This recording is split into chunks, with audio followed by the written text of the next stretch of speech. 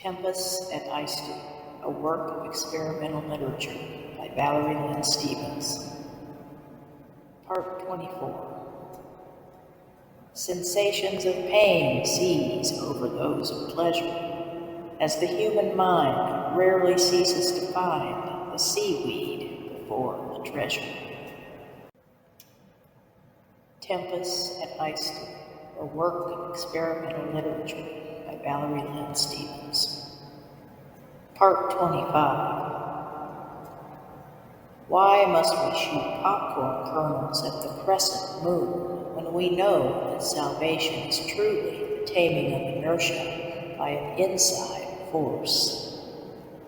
For what is at rest shall remain at rest through our own will. And this is so, too, when formulating loneliness and the irredeemable gravitas that we are all encumbered by.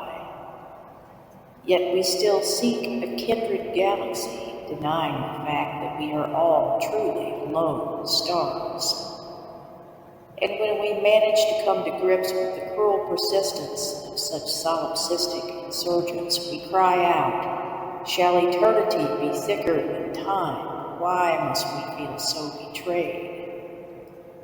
And when there is no tangible seed with which to fertilize the soul, a kind of psycho-spiritual parthenogenesis occurs, and thus is born from the barren egg of the separate self, the bastard offspring of the disunified essence, wreaking havoc and chaos across the galaxies of solipsis, pro bono, and prima mobile.